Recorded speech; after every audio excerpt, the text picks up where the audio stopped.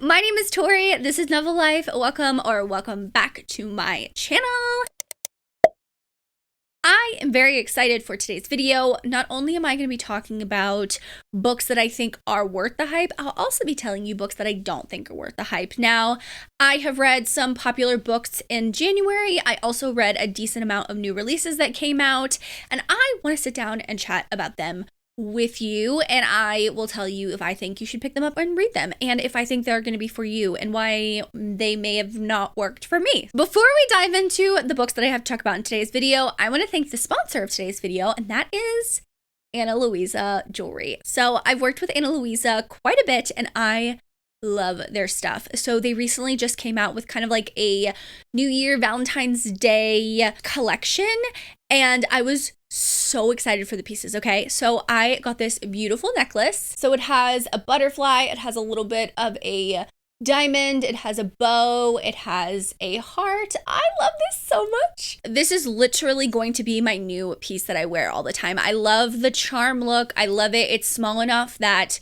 it doesn't bother me, like some of the chunkier chains with the charms bother me. This one does not bother me in the slightest. I absolutely love this. I think it is so adorable. The pieces at Ana Luisa are literally so affordable. They start at only $39, and the quality that you get for that price is so good. I've had some Ana Luisa pieces for going on 2 years now, and I wear them all the time. They have not broken, they have not corroded or anything like that. They are still in perfect condition. If anything happens to happen to your jewelry, you can actually return it within 2 years. You get a 2-year warranty on your pieces, which I absolutely love. Also, what I love is that you can keep these pieces on when you take a shower, when you go in a pool or anything like that. They're water resistant, they're sustainable, and they're hypoallergenic, which I absolutely love. Plus, Ana Luisa's jewelry is always good for gift giving. I absolutely love it. My mom wears jewelry all day, every day. She has pieces that my dad has bought her over the very long time of their marriage, but she also has pieces that I've recently gifted to her, and this is one of the things I got that I'm so excited to gift to her for her birthday in February. I love these earrings, and she doesn't have anything like this in her collection, so I'm very excited to gift these to her. I'm very excited to see her open them because she always loves it when I get her jewelry. So if you want to check out Ana Luisa's website, click the link in the description box below. You can use my code to save some money on your purchase. I just love browsing their website. They always put new pieces out. And like I said, they have a ton of new stuff with this new collection. Like I said, this charm necklace is literally one of my favorites that I got from them, and I will be wearing it all the time. If you see it in multiple videos, that's what it is. It's Ana Luisa. So thank you to Ana Luisa for sponsoring this video. Make sure you check out the link in the description box below to check out their website, check out their pieces, and save you some money with my code. With all that being said, let's go ahead and dive into the books that I think are worth the hype and some books that I think are not worth the hype. So one series that I decided to read in January that I actually have a whole reading vlog over on my Patreon for is the Skyridge Hot Shot series. So these covers went around Bookstagram kind of at the end of November, beginning of December. The authors, there are 3 authors, they decided to write the series together, and each book is one of a wildfire firefighters, which is something I've never read before. So book 1 is Fight by Sloane St. James, book 2 is Protect by Paisley Hope, and book 3 is Honor by Danielle Baker. So each book follows a different firefighter, and they all have their own story. And the first book, Sloane St. James, does a really good job explaining the world, explaining the friendships, explaining how everything works to you. I did not feel confused at all because I had no idea anything about this profession. I really loved books 1 and 2. I gave them both 4 stars. Now, I have read some books from these 2 authors previously, so I kind of knew what to expect with the writing style. Now, book 1 is more of a brother's best friend, kind of like sneaking around type thing. Book 2 is a single mom. She is new to the small town, and you see that she kind of has a past with one of the heroes, so there is something there. Book 3 is actually a widowed single mom. So she has 2 kids, and she's pregnant with her 3rd kid when her husband passes away unexpectedly. And you see our hero in the first book. He has this like mystery surrounding him. And I think in the 3rd book, it just didn't work for me the way that the writing was. It felt really quick with their progression, considering how much trauma they both had. So for this series, I would say overall, it's definitely worth the read. More so books 1 and 2. I know people love to complete series, so you can go ahead and finish book 3 if you would like, but I prefer books 1 and 2. Just the writing style worked well for me. These are small town steamy romances. It's open door, and I love the first 2. I had the best time with it. Book 3 kind of just fell a little bit short, but as a Overall, I would give it average rating for all 3 books, like 3.5, 4 stars. 3.75 if we're being technical. So, worth the read. Some books, yes. The last book, not so much. You can skip that one. I decided to pick up a decent amount of fantasy and fantasy romances in January, and my first book of the year was Sword of Kaigen. So I do have a whole reading vlog where I read booktubers' favorite books of 2024, and this was on a lot of my friends' lists for their favorite books of 2024. And so I decided to pick it up and see what it was all about, and I loved this. This is not a romantasy. This is a strict epic fantasy in my opinion.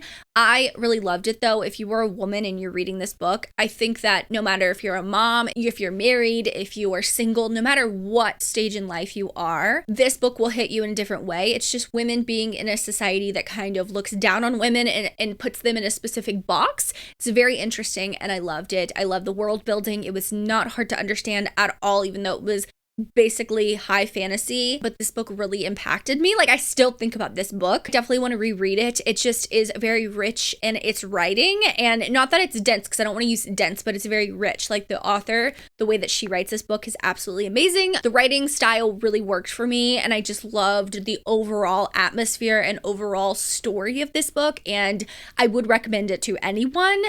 I just think that if you're going in looking for a romance, it's not going to be there, but it's still well worth the read in my opinion. Now, the next book I have is, I guess, considered romantasy, fantasy romance. I technically, because it's the first in a series, I would consider it more urban fantasy than anything because it is mostly set in our world. So Visions of Darkness by A.L. Jackson came out in January, but the characters, when they go to sleep, they go into a different fantasy world, which is completely different. Now, like I said, this is the first book in a series, so it does end on a pretty big cliffhanger, but I really enjoyed this like air of mystery surrounding everything that's going on. You see our female character, she's in this house, she just turns 18, or she's about to turn 18, and you see that her parents are struggling with her because when she goes to sleep, she goes to this fantasy world. It has been like that her whole life, and she meets a lot of people in that fantasy world, and she is attracted, but she has kind of this connection to to our hero who she sees in this fantasy world. When she wakes up, you know, she wakes up with scars and she wakes up with cuts and all this stuff like that because she battles and she does things in this fantasy world to protect other people in that fantasy world. So it's a very interesting, it's a little bit, I would say, kind of confusing, but I think that's the point of this book. When you go into it, you're supposed to be confused. And you see that she wakes up and her mom is like, I can't deal with you anymore. Her parents are like, we don't know what's happening. Like, you're taking your meds, but nothing is helping. You're still thinking that, you know, you're going to this fantasy world when you're sleeping, but you're just dreaming. So they commit her to a mental health institution and she can't get out because she's 3 days away from turning 18. They kind of like make her go in there because she's still technically a child. And so the hero in the fantasy world is like, all right, I have to go get her. We're not supposed to ever meet in the human world, but she is stuck and something's happening to her and I need to go find her and figure it out. And like, just, he is so, I love him. He is like the ultimate alpha hero that I'm going to do everything to protect her. Now, there is a reason why he is tasked to protect her in the fantasy world, but there's a lot of questions that come up that are not answered by the end of the book. Like I said, it is the first in a series, and I think it is a very, very strong first in a series. It is one I would highly suggest picking up this book. I loved it so much. I think it was so well done, and I cannot wait to read the next book in the series. Just very interesting. Like I said, it's mostly categorized as fantasy romance, but I think for the first book, I don't know if the series as a whole is going to be a romantasy, but I think the first book is definitely more urban fantasy. Another new release that I read in January is The Moon and His Tides by Gianna Darling. This is the ARC special edition copy. This is a first in a trilogy for sure. It does end on a really big cliffhanger. Gianna writes super spicy romances, and while this is an MMF book, one of our heroes, Sebastian Lombardi, you see him in the other Lombardi books, which I absolutely love him. I'm so excited that we finally get his story. And you kind of know a little bit about it if you've read the other Lombardi books, but you can read this as a complete like standalone. You don't have to read the other books in her other Lombardi series. They're all like interconnected. But with this book, you see that Sebastian is 18 and he starts driving for Savannah as like her chauffeur type of thing. Savannah is married to Adam. Adam is this well-known Oscar-winning actor and Savannah is his manager. Then they decide to bring him into their marriage. This is not the first time they've done this, but they decided to do that. And it is spicy, but there also is this a very, very heavy emotional undercurrent to this book, and I just ate this up. Now, I would say this is on the spicier side than some of Gianna's other books. So just know that going in, it is, right off the bat, very steamy. But I mean, the whole premise of the book is him joining in their marriage. So of course it's going to be spicy. But for me, I really enjoyed just that emotional undercurrent. And I cannot wait to see where the second book goes. Because I just know that with Gianna, you have to trust her and trust her writing, that she's going to take you on this journey and it is going to pay off. And that's what I cannot wait for. So yeah, I really enjoyed this book. I would definitely pick it up. Now, I know a lot of people like to wait till all the books are released before they read it because they don't like reading cliffhangers. Totally valid, but just know that there is a major cliffhanger on this. And I love Gianna's writing. So I would highly recommend that one. Another hyped book that I read that I finally picked up in January is Blood of Hercules. So I picked this up at Barnes & Noble. It has foiled. I'm pretty sure this came out at the end of 2024, if I'm not mistaken. It was indie published first. It got picked up and it was just re-released. So it has this foiling, but it also has this beautiful artwork, which the artwork is why I picked up the Barnes & Noble edition. Oh no, I lied. I got this at Target. All the first print editions have the step back art, but I really enjoyed this. I love Greek reimagining. I love the Greek mythology, reimagining retellings that authors do. So I did not know what to expect going into this book. Now, this book has been on my radar since a lot of people talked about it, especially on Book Talk last year, but I never read it because Why Choose is not always my favorite. But just know this is a first in a series. It ends on a cliffhanger.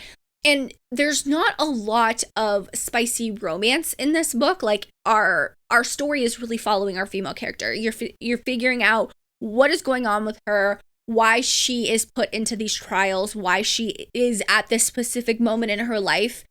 I'm trying to be very vague here, but I really enjoyed this. I ended up giving it 3.5 stars because as fantasy romance, it lacked with some of the world building just a little bit, but I was very intrigued with the characters. I was very intrigued with the banter, and I listened to the audiobook, and the audiobook did an amazing job with the narration of all the different characters, the 4 guys that you're kind of following.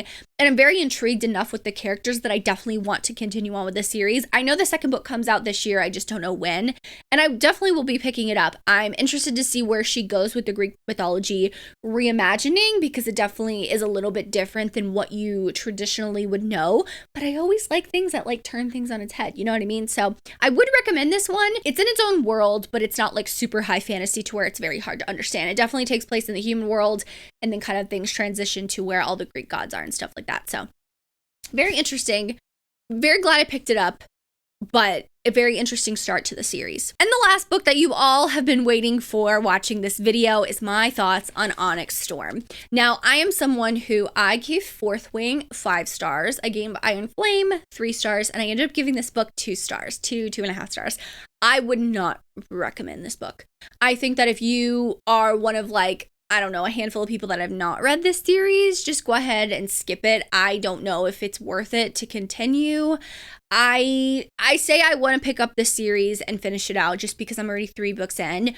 But I honestly don't know what she did with this book, of why I just thought it was so boring. We basically rehashed everything that happened in Iron Flame all over again, had brand new questions that never got answered. The questions that we had from book 2 really didn't get answered. They go to this place, find something, kind of find something, go to this place, ask more questions, go to this other place, find out more things that leads them to more questions. But oh look, one of the things that they were searching for just magically appears in front of them. There was nothing that hooked me in this book. The romance was very lust forward in the way that I got tired of the one-liners. Yes, we know Xaden is sexy. Yes, we know Violet thinks Xaden is super sexy. Yes, he looks good in his riding leathers, but I want that all-consuming love between them, considering what happened with Xaden in this book and at the end of Iron Flame. So it's yes, we know, but I wanted to see that no known bounds love. Do you know what I mean? I wanted to see that, and we did not see that. So I feel very, very, very underwhelmed with this book. And I will say a lot of comments I've been getting is that, oh, it's high fantasy. You just didn't understand it. I am someone who I consider high fantasy as tiers. There's epic fantasy, which is like Brandon Sanderson, Way of Kings. Okay. Epic fantasy. Then you have high fantasy. And in high fantasy, you have low, medium, high. Okay. This is low in the high fantasy category to me. Okay. I don't know. I understood it very, very, very well. The whole magic system in the world building has happened since book 1, and I understand it. I'm just bored with where they're going in this world. thank you for traveling 12 hours on your dragon to this place and 18 hours on your dragon to this place. Like, thank you so much. But we didn't get any answers. So what was the point? I could go on and on. I do have a full reading vlog that's spoiler free, that you see my reactions and you see it go very downhill. I'll link it in the cards in the description box for you, but I would say skip it. I would say it's not worth it. Don't spend your time reading it just so you can like get through it, because I feel like it's going to ruin it, but also like I just don't feel that I love where this series is going. So unfortunately that one did not work for me, but that is all I have for this video. Like I said, thank you so much to Ana Luisa for sponsoring this video. Make sure you click the link in the description box below to check out their new collection and save yourself some money with my code. So that is all I have for this video. If you made it this far and you want to let me know, leave me a butterfly emoji because I have a new charm. But thank you guys so much for watching. Make sure you like and subscribe for more content from me. As always, I hope you're living a novel life, and I will see you in my next one. Bye guys.